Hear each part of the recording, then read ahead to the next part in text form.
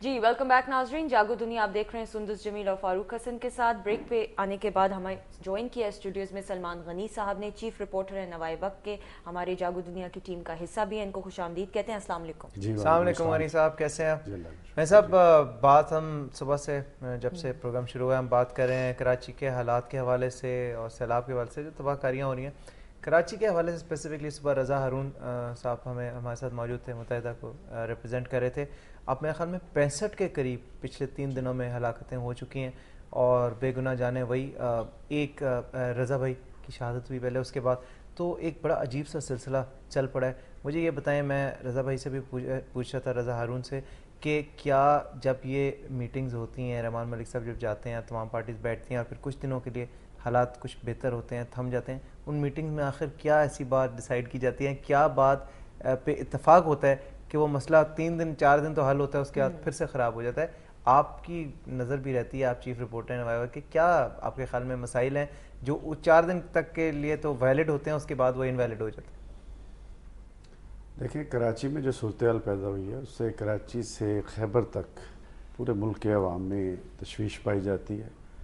और पाकिस्तान के किसी और शहर में अगर दहशत गर्दी, तखरीब कारी या कत्ल व गारत का कोई वाक़या हो तो उससे हुकूमतें मुतअस्सर होती हैं, लेकिन कराची जैसे शहर में जब कोई वाक़या होता है उससे रियासत मुतअस्सर होती है। इसलिए कि कराची मिनी पाकिस्तान है, कराची रोशनियों का शहर है, तमाम कौमियतें वहाँ पर बसती हैं, पाकिस्तान का इक़्तिसादी हब है। और ये सिलसिला, अब आपने कहा कि जी 65 लोग, ये सिलसिला जनवरी से शुरू है टारगेट किलिंग का, और आपके प्रोग्राम की वसातत से बहुत दफ़ा ये बात हो चुकी है कि कराची में आखिर हुकूमत की रिट क्यों मौजूद नहीं। मैं समझता हूँ ये जो हालिया वाक़यात हैं इसमें 24 जुलाई की डेट बड़ी इम्पॉर्टेंट है। आप देखें कि वहाँ पर ANP के शाही सैयद साहब ने एक प्रेस कॉन्फ्रेंस की, उन्होंने कहा कि जी 40 लाख पश्तून कराची में मौजूद हैं, उनके पास असला मौजूद है, वो जो चाहेंगे वो कर लेंगे। और उसी रोज़ ही डॉक्टर फारूक सत्तार ने एक प्रेस कॉन्फ्रेंस की, उन्होंने कहा कि वली ख़ान और बादशाह ख़ान के वक्त तक तो ANP जो है अमन की बात करती थी, लेकिन आज की ANP जो है वो लैंड माफिया है, माफिया के नाम से। लेकिन सबसे इम्पॉर्टेंट प्रेस कॉन्फ्रेंस जो थी वो खुद रहमान मलिक साहब की थी, और उस प्रेस कॉन्फ्रेंस में ANP वाले भी मौजूद थे और MQM वाले भी मौजूद थे। उन्होंने कहा कि कराची के सूरत हाल के हवाले से मैं 3 कमेटीज़ बनाने का ऐलान करता हूं, जिसमें उन्होंने कहा कि अब तक जनवरी से लेके अब तक जो टारगेट किलिंग के वाक़यात हुए हैं उसकी एक जुडिशल इंक्वायरी होगी। एक कमेटी उन्होंने इस पर बनाने का ऐलान किया। दूसरी कमेटी उन्होंने कहा कि कराची के अंदर जो असला की बहुतात है उस पर हम फॉर्म कर रहे हैं, जिसमें IG, चीफ सेक्रेटरी और इस तरह वज़ीर जी। ये 24 जुलाई का मैं आपको बता रहा हूँ, 3 प्रेस कॉन्फ्रेंस थी, वो बड़ी इंपॉर्टेंट है। लेकिन अब जो 2 अगस्त को वाक़या हुआ, रज़ा हैदर साहब का, वो सिंध असम्बली के मेंबर थे, MQM के सरगर्म कारकुन थे, बड़ा अफसोसनाक है, बड़ा काबिल मज़म्मत है। लेकिन फारूक साहब, एक रज़ा हैदर नहीं, वहाँ पर 65 और हलाकतें हो चुकी हैं और 200 के करीब वाक़यात हो चुके हैं। मैं समझता हूँ कि जो 65 लोग भी मारे गए हैं वो भी मासूम लोग हैं, उनकी तहकीकात की भी बात होनी चाहिए। और आपके प्रोग्राम में 2 पार्टीज़ जो इत्तेहादी पार्टीज़ हैं, MQM और पीपल्स पार्टी के लोग, वो खुद ये तस्लीम कर चुके हैं कि वहाँ पर हुकूमती रिट मौजूद नहीं।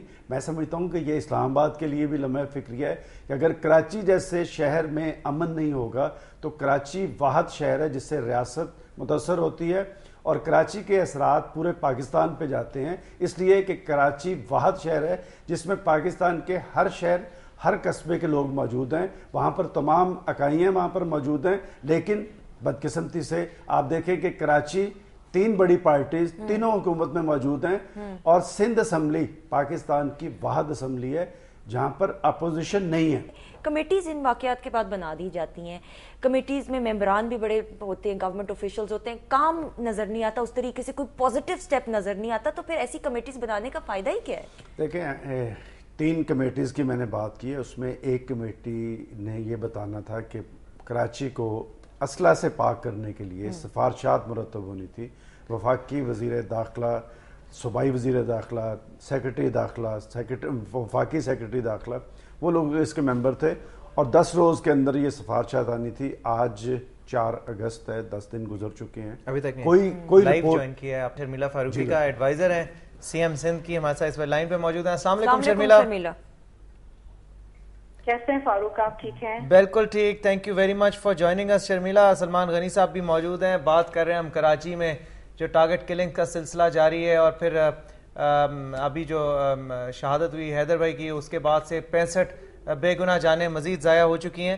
میں آپ سے یہ جاننا چاہوں گا شرمیلا، جب بھی پریزیڈنٹ صاحب جاتے ہیں کراچی، اس کے ایک دن پہلے یا اس دن یا اس کے ایک دن بعد ٹارگٹ کلنگز کا سلسلہ جو ہے وہ ایکسلریٹ ہو جاتا ہے، بڑھ جاتا ہے مزید. اور ان کا اشارہ اس طرف سے تھا کہ اگر حکومت قائم رکھنا ہی مقصد ہے اور اتحادیوں کو خوش رکھنا ہی مقصد ہے، تو پھر اس طرح سے مسائل حل نہیں ہوں گے.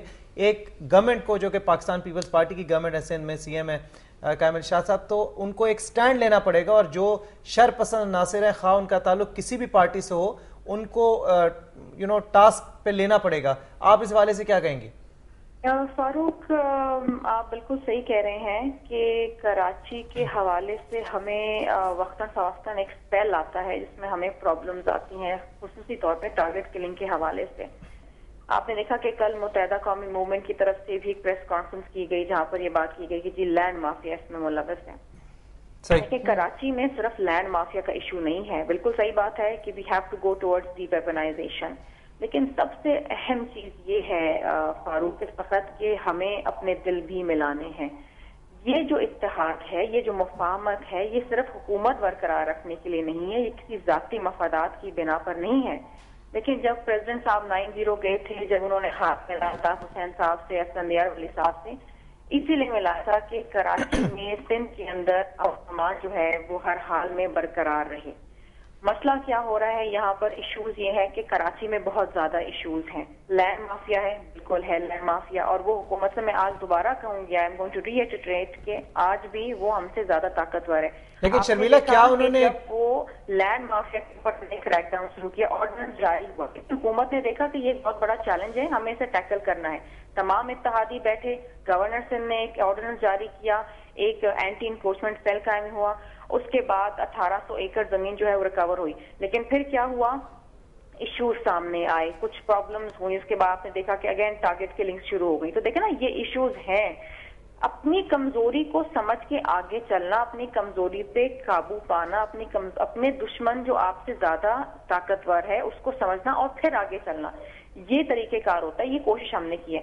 رضا کی شہادت کے بعد جو 65 لوگ جن کی جانیں ضائع ہوئی ہیں، جو وہ شہید ہوئے ہیں، جو املاک کا ضائع ہوا ہے، جو جلاؤ گھیراؤ ہوا ہے، تو کوئی نہ کوئی ایسی قوت تو ہے جو یہ شر پسندی کے عناصر میں ملوث ہے، جو یہ پھیلا رہی ہے. دیکھیں، اس کو ٹیکل کرنا ہے.